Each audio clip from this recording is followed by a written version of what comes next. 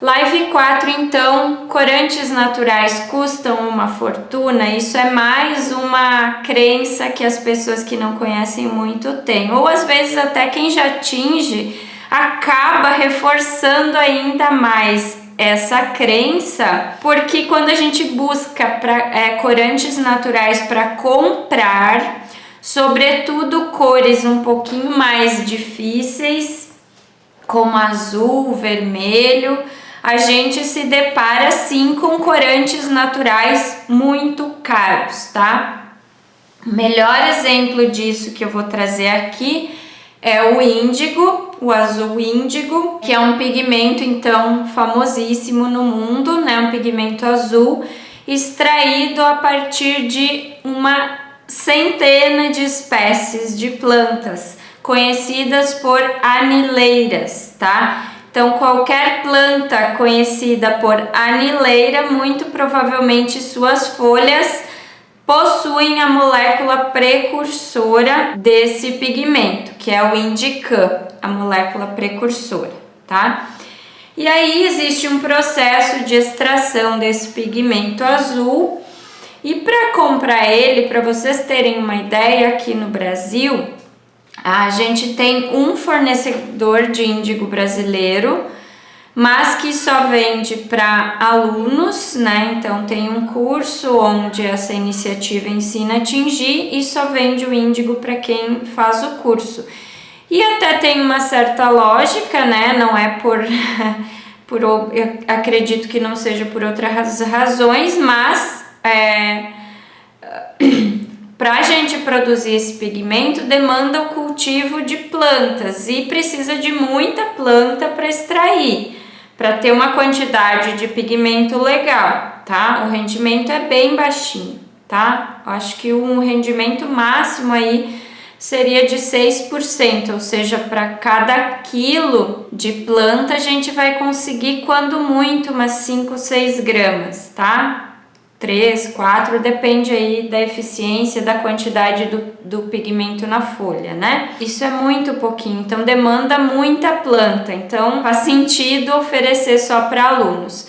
Fora isso, a gente acaba tendo que comprar de iniciativas estrangeiras, né? Então, por exemplo, um fornecedor de índigo que eu compro, que é um índigo muito bom, muito puro, inclusive com certificação orgânica, é a Botanical Colors, de Seattle, nos Estados Unidos. Então, custa $160 1 quilo. E aí, quando chega no Brasil, mais 60% de imposto e mais um frete bem carinho, bem salgado, tá? Que é pelo menos uns $50, dependendo aí da quantidade, né? Mas eu, a última vez que comprei, paguei $75 de frete, tá? Então, já vai mais R$300 aí só de frete, tá? Então, por exemplo, por alto aí, a minha última compra de 2 quilos deu $400, isso com o dólar hoje deu uns R$2.400, tá? Então, R$1.200 mais 60%, né? Olha o quanto, R$2.000 o quilo de um pigmento. Esse quilo eu consigo tingir em torno de 40 quilos de fibra, tá? É bastante. Mas ainda assim é bastante caro em relação a outros pigmentos. É de longe o pigmento mais caro que eu compro, tá? Outro pigmento que eu compro e que custa caro, por exemplo, o crajiru. O crajiru tá em torno de R$200, R$300 o quilo de folhas, tá? Também rende bem aí, e o crajiru é bastante variável com o tipo de fibra. Em seda, qualquer folhinha colore um rosinha na seda. Já no algodão, a gente precisa pelo menos 20% para um rosa, tá? Aquela camiseta que eu falei muito ontem, a que eu tava usando rosinha, foi 25% do peso da fibra, tá?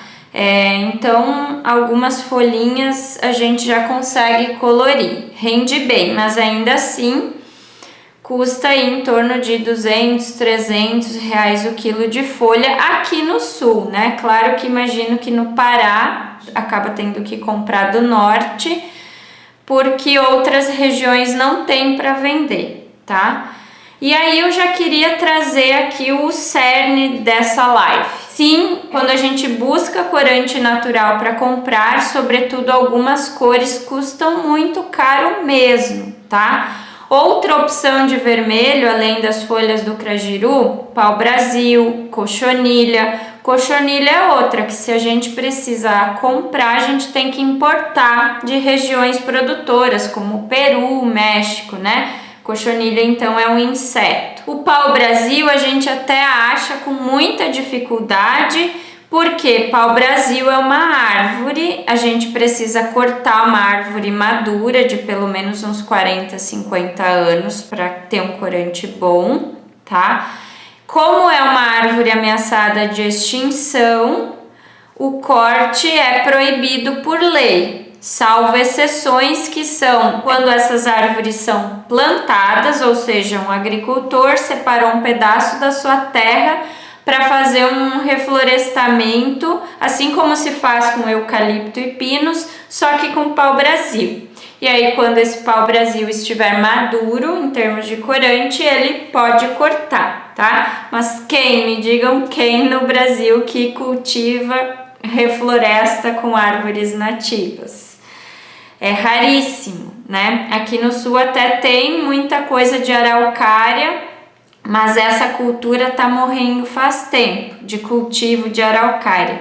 Então, o que a gente tem são reflorestamentos já maduros que os agricultores estão colhendo e não estão plantando, tá? Então, estão colhendo o que o avô, o que o pai plantou e não estão seguindo com a tradição, tá? E falo isso com propriedade porque trabalhei no licenciamento florestal daqui por muitos anos, tá? E isso todos os anos, muitas licenças para corte de árvore plantada, mas ninguém plantando para daqui 20, 30, 40 anos colher. Então, o pau-brasil é proibido o corte, não tem plantio, se tem são raríssimos, tá? E outra exceção são licenciamentos de utilidade pública, como usinas hidroelétricas, estradas federais, e isso também não é corriqueiro. E quando tem esses licenciamentos, não quer dizer que tem um pau-brasil lá no meio, tá? Porque é uma árvore rara, por isso está ameaçada de extinção devido a ter sido visado o corte por séculos, né? A coroa portuguesa se encarregou de acabar com a espécie na natureza, certo? Então, o pau-brasil, embora quando a gente encontre, ele não é lá uma fortuna, mas é raro de encontrar porque o corte é proibido. Então, são raras as formas legais de se obter pau-brasil. Só que aí, na linha do que eu falei durante essa semana, já falei nas lives anteriores, os corantes naturais, eles, embora muitas plantas no mundo tenham corantes naturais, a gente fala aí, mas poucas são assim famosas no tingimento, a gente tem aí uma série de corantes naturais muito famosos, mas os grupos de cores, falei muito isso ontem na live de cores, né, que não tem limitação de cores, mas os grupos de cores, então assistam a live de ontem para entender um pouquinho mais aprofundado o que eu vou falar agora. Mas os corantes naturais, os grupos de cores, eles fazem parte de um número bem pequeno de classes de corantes, tá? Então a gente tem, por exemplo, carotenoides que variam do amarelo ao vermelho, a gente tem antocianinas, variam do vermelho ao azul, tá? A gente tem taninos, que são em geral beges, castanhos, marrons, mas podem estar associados com antocianinas, com outros flavonoides amarelos, por exemplo, que então também podem ser coloridos. E no contexto geral aí de milhares de espécies de plantas no mundo, as cores nessas milhares de espécies vêm das mesmas moléculas, tá? Então, a quercetina, que é o amarelo da casca de cebola, também é o amarelo aqui da casca da romã, por exemplo, tá? O vermelho do pau-brasil é uma antocianina, tá? Essa antocianina também tá lá na folha do crajiru, tá? Todas as anileiras que eu mencionei aqui no início, elas têm o precursor do pigmento azul, tá? Então tem uma espécie japonesa, que é a Persicaria tinctoria, tem uma espécie europeia, que é a Isatis, tem a espécie indiana mais conhecida, pelo menos, que é a Indigofera tinctoria, tá? Outra opção de vermelho muito famosa é a raiz de rúbia, usada desde os egípcios, muito usada na Europa, muito famosa na Europa. Não é uma espécie local, não é uma espécie brasileira. Mas aí o que eu quero trazer com isso? As cores vêm de poucas classes de corantes naturais que estão presentes em centenas, se não milhares de espécies no mundo. E vou voltar ao exemplo aqui do azul, que é o exemplo perfeito, né? Porque é uma cor rara na natureza. Aonde a gente vê azul na natureza, em termos de matéria, tirando o céu e a água, que não é algo que a gente possa extrair a cor azul? Algumas pouquíssimas frutas, algumas pouquíssimas flores, tá? O azul é muito raro, mas tem o precursor nas folhas de todas as espécies conhecidas por anileira. Então se chama anileira porque tem o precursor ali. Então, esse índigo que a gente exporta uma fortuna, uma verdadeira fortuna, então, tranquilamente, quase R$2.000 o quilo, existem no Brasil identificadas 13 espécies do gênero Indigofera que são anileiras, ou seja, que a gente pode extrair esse pigmento da folha. Porque raios se não tem índigo brasileiro? Primeiro, essa cultura da extração, ela morreu com a Revolução Industrial, que trouxe os pigmentos sintéticos, tá? Aí no final do século XIX, lá por 1879, existiam só no estado do Rio de Janeiro, não sei se existia em outros estados brasileiros, mas no estado do Rio de Janeiro existiam 232 fábricas de extração de pigmento azul de anileiras brasileiras, ou seja, 130 anos atrás, 140, entre 130 e 140 anos atrás, existiam 200 fábricas, mais de 200 fábricas de extração de azul no Rio de Janeiro. Era extraído, era feito esse pigmento e era, em sua maioria, exportado. E no mundo todo existiam essas iniciativas de extração, cultivo de anileiras para extração do pigmento azul, porque era da onde vinha o azul, era a principal fonte de azul. Como eu disse, o azul é raríssimo na natureza. E quando a gente encontra na natureza, como por exemplo na hortênsia e no mirtilo, que tem uma antocianina chamada mirtilina, que é azul, esse corante natural não é sólido no tingimento. E ainda que fosse, não é lá muito viável você usar uma fruta, que é um alimento, para extrair corante. Além de ser um alimento, também é outro alimento caríssimo, né? Que é o mirtilo. Pelo menos aqui para nós é caríssimo. As hortênsias, né? As flores até poderia se cultivar, mas, como eu disse, não é um corante natural sólido, tá? Então, o azul índigo que vem das anileiras é a fonte de azul natural mais viável, tá? Mas demanda cultivo e existe uma forma, não digo complexa, mas que demanda muitos cuidados, tá? Existe uma metodologia para fazer essa extração. Tá? Então, com a Revolução Industrial isso morreu, acabou com os cultivos de anil no mundo, sobraram pouquíssimas iniciativas que seguiram fazendo isso de forma geralmente tradicional, né, de conhecimento popular que se manteve, mas não assim nessa escala industrial, pouquíssimas iniciativas. Hoje retornam essas iniciativas. Então, na África existe cultivo, nos Estados Unidos tem outra iniciativa chamada Stone Creek, se não me engano, Stone Creek Colors, que faz cultivo e extração do pigmento, tá?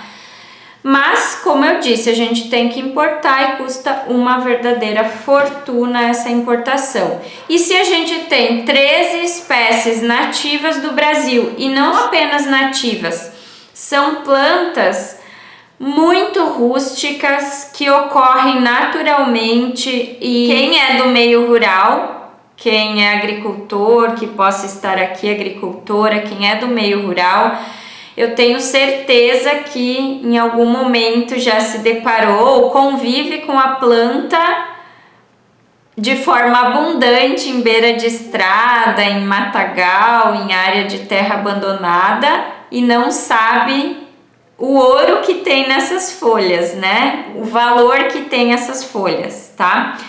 Então, até acho que foi ontem ou hoje, uma aluna minha, a Kátia, do Rio de Janeiro, ela mora num sítio em Paraty, e ela mandou a foto: finalmente encontrei a planta, ou seja, ela encontrou a planta na natureza, porque ela é uma planta rústica, é uma planta pioneira e vem de forma abundante, tá? Então a gente não tem para comprar aqui porque não tem iniciativas cultivando e fazendo a extração. Então, vejam também a oportunidade que a gente pode ter aí de cultivar e fazer a extração. Eu compro índigo de fora porque eu ainda não tenho terra para cultivar e ainda não tenho quem cultive para eu comprar folha para fazer, tá? Então, eu me obrigo a comprar de fora, né? Sou obrigada a comprar de fora se eu quiser tingir com azul, tá? Bem, mas é uma planta extremamente abundante. O crajiru, que eu também mencionei, 200, 300 reais o quilo, é uma planta de ocorrência no país inteiro, tá? É uma planta também de ocorrência natural no país inteiro. É um cipó, que a gente chama na botânica, né, um nome mais científico, aí, um nome mais acadêmico, é uma liana lenhosa. Então é um cipó, mas que você pode plantar e ele se comportar como um arbusto, tanto que se a gente for olhar um cultivo de crajiru na Amazônia, ele vai parecer vários arbustinhos, digamos assim, não vai parecer um cipó. Então a gente consegue cultivar ele na forma arbustiva porque ele tem essa característica lenhosa, além de ser um cipó, uma liana, então. Mas ele ocorre em todo o Brasil, porém cultivo para comprar folha em quantidade é raro, tá? É raro. E existe porque ele é uma planta medicinal muito conhecida, principalmente no norte, como anticancerígeno, justamente devido ao pigmento vermelho que é a antocianina.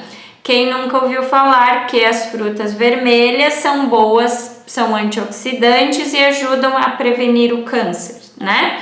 Então, qualquer pigmento vermelho, em geral, é de antocianina, pode ser também de carotenoide, tá? Mas as antocianinas, então, são famosas substâncias antioxidantes, anticancerígenas, tá? Então, as frutas vermelhas em geral, tá? Então, hoje, os corantes naturais que custam caro, que são de difícil acesso, são porque a tradição de produção de corante natural, ela morreu, em sua maioria com a Revolução Industrial. Ela se manteve de forma bem artesanal em populações tradicionais, em comunidades tradicionais, tá? E agora que isso está voltando, então, além do tingimento natural ser uma oportunidade, uma ferramenta bacana para colocar em peças de moda, designer, peças artesanais em geral, além do tingimento natural em si, existe um nicho praticamente inexplorado no país, que é o de cultivo de plantas tintórias. E também uma oportunidade, o uso de resíduos no tingimento natural. Vou dar outro exemplo aqui, que inclusive eu mencionei em uma das lives já, que é a casca de cebola, né? Então, se a gente for tingir comercialmente com casca de cebola em grande quantidade, Talvez pareça, nossa, mas aí eu não posso sair de casa em casa catando a casquinha de cebola do almoço das pessoas. O mercadinho da esquina, uma rede grande até junta para mim, mas ainda assim eu não consigo fazer uma produção grande de tingimentos. E os agricultores, tá? Onde ficam os agricultores nisso? Eu, por exemplo, eu faço parte, a Pano da Terra faz parte, como empreendimento, de uma rede de agricultores, de uma cadeia solidária de agricultores.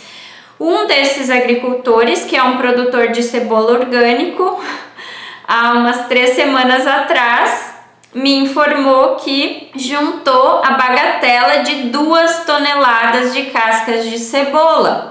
E agora a gente está estudando uma forma de triturar para facilitar, para reduzir volume e trabalhando na formação do preço. E aí eu tenho certeza que esse preço, num primeiro momento, vai soar caro. Óbvio que nem perto do que custa o índigo, ou o crajiru, ou a raiz de rúbia, a cochonilha, tá? Num primeiro momento a gente chegou a um valor de R$12, por exemplo, tá? É só para dar um exemplo, esse preço ainda não tá fechado.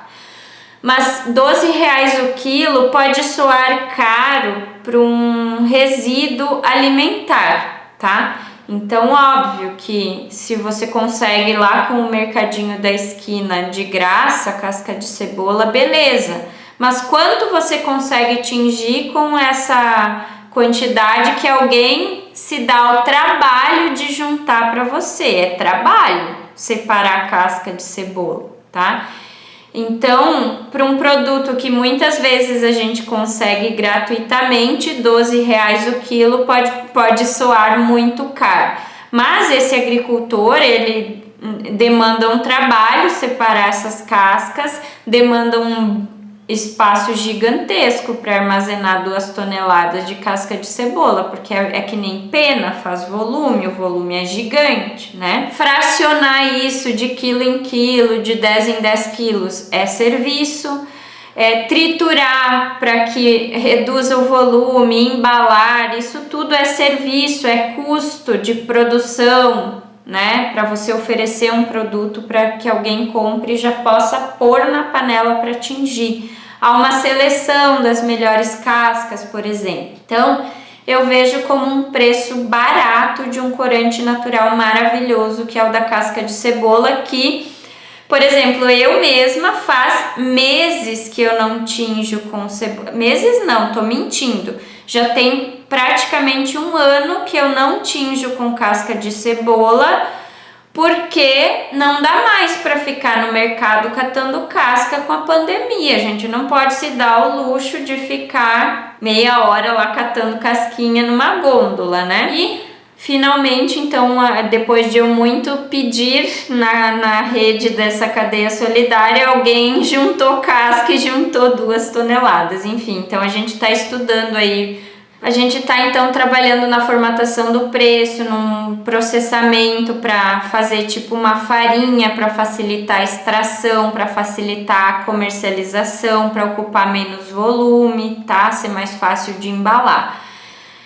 E poxa, um descarte, é claro que lá na lavoura essas cascas viram adubo, então não é lixo, não é resíduo, é adubo. Adubo não é resíduo, adubo é insumo. Tá? Lá na lavoura tem uma função, mas de qualquer forma, para o agricultor e um agricultor orgânico, né? Para o agricultor é uma oportunidade de gerar renda a partir de um produto, um material que não era comercializado e com o tingimento natural passa a ser mais uma fonte de renda na propriedade, tá? Então eu estou nessa cadeia solidária com o intuito de promover o cultivo, a coleta, o aproveitamento desses materiais, sempre de forma ecológica, nunca envolvendo extração predatória, coleta predatória. Tá? Inclusive eu já compro também, já mencionei aqui, já compro de forma recorrente desses agricultores cascas de araucária, cascas que se soltam sozinhas do tronco, não precisa machucar a planta,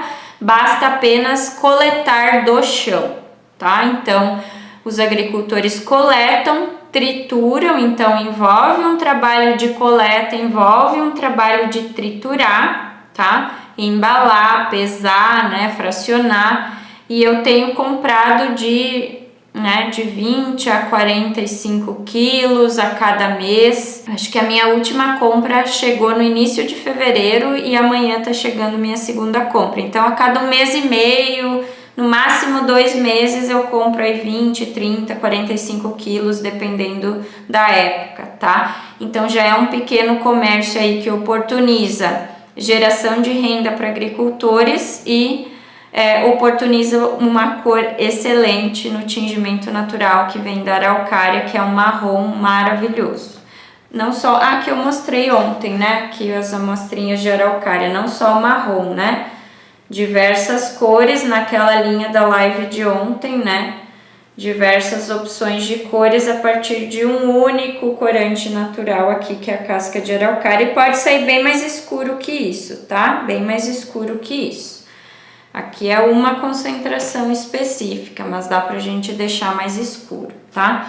Então, o corante natural custa caro enquanto a gente não olhar para o nosso entorno, ele vai seguir custando caro, tá? Enquanto a gente não identificar uma indigofera no nosso entorno, cultivar, extrair o pigmento, enquanto a gente não se dá o trabalho de comprar mudas e cultivar o nosso próprio crajiru, enquanto a gente não visibilizar materiais como uma casca de cebola, uma casca de araucária, né?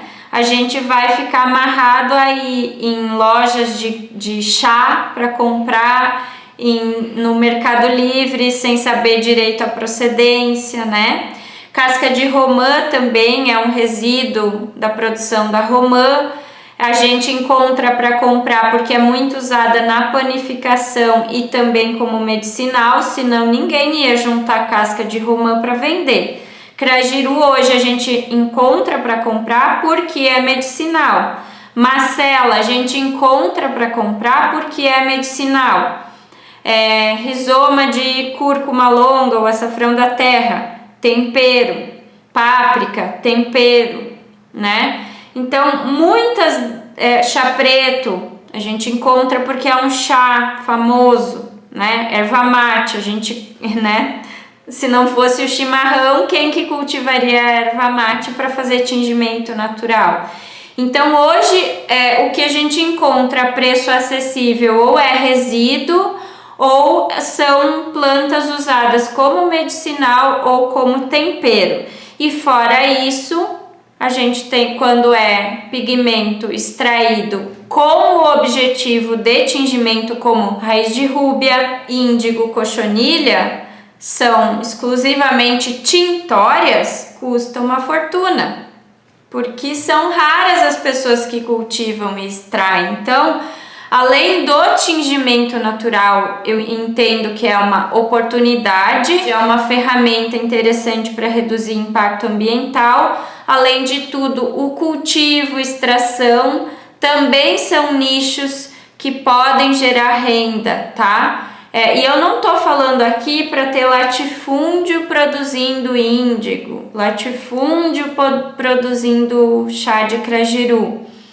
Eu acho que essas iniciativas, esses cultivos casam muito com pequenas propriedades, produtores agroecológicos, produtores orgânicos, né? Para compor cultivos biodiversos, sistemas agroflorestais, que são formas de cultivo ecológicas, restauradoras, regeneradoras do ambiente, tá? Então, sim, alguns corantes naturais, algumas cores são caríssimas para colocar num tecido, são caríssimas. E amanhã a gente segue falando de preço, mas custa caro hoje porque ainda está no começo, ainda tem muita oportunidade, ainda é muito incipiente, muito poucas pessoas trabalhando com isso em termos de tingir e muito menos gente ainda cultivando. Praticamente não existe, né? Uma ou outra iniciativa. E o que é mais acessível, o cultivo se dá porque é medicinal, porque é tempero, porque é às vezes alimento e aí o resíduo é tintório, tá? Não porque tem cultivo com o objetivo de ser tintório. Eu tenho um aluno que eu não sei se ele tá aqui hoje, que é o Danilo, ele é designer e ele fez o meu curso com a intenção de dar um uso para a propriedade rural da família e ele está iniciando um sistema agroflorestal tintório. Então ele já está aí nos primeiros testes, fazendo umas mudinhas aqui e ali para produzir tinta, certo?